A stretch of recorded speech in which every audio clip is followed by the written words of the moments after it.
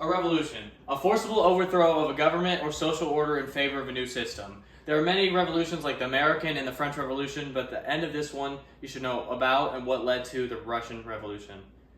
The factors of the revolution was poor living and working conditions, the unapologetic czar, and the rising of the Bolsheviks. There were two revolutions during the time, the 1905 and the 1917 revolution. The very thing that started it all was serfdom. These are these peasant-like people that worked hard for very little. While they worked hard for very little, the royalty would party and use all the money, and the people were outraged by that. Russia at the time was very different than all other European countries. They were not industrialized, and they had the autocracy with the Tsar.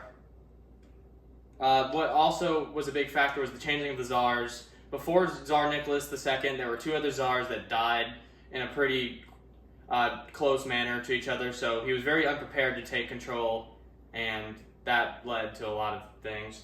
Well, on his coronation, he had this beer and pretzels night, where he gave all the peasants and all the people beer and pretzels, but it turned bad, where 1,500 people died. But the next day, instead of feeling sorry for the people, he went and partied, and from there on out, he was labeled as the person who didn't care for the people. Russia finally industrialized, but the working conditions were even worse than before. The workers striked, and they went to war with Japan, but they were losing the war, and that outraged the people. And the one final straw until the 1905 revolution was the peaceful protests with the priests. They went to the palace. They said, "Long live the Tsar, but hear me out. I want a few changes." But instead of hearing them out, they shot them and killed many of them. And then that was the start of the 1905 revolution. That was a very short war. There was an elected assembly that got half of Tsar Nicholas's power, but after the end of the war with Japan, he took soldiers and took over the elected assembly and took all power for himself again. World War I then started. Conditions worsened for the people. He then made himself commander-in-chief, so he was not actually in control of Russia. His German wife and a guy named Rasputin, who was a homeless guy who allegedly had healing powers, was at the helm, and the people did not like that. And the nobles didn't like it either, how it looked on them, so they later killed Rasputin by throwing him in a river. The 1917 revolution started. It was the end of the Tsar.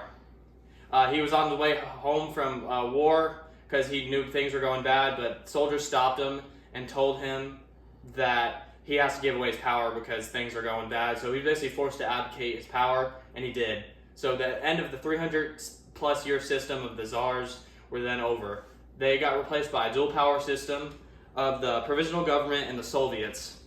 And the Soviets is led by communism and Joseph Lenin and Vladimir Lenin, and he wanted to take full control. So he had this armed revolution where he took control. It's all supposed to be heroic, but nothing really happened there. And he got power, and then was a long civil war between the Red and White Army. Eventually, the Bolsheviks won, and they took control, and they had all the power with Lenin. Eventually, Lenin died, but Stalin was finally in control.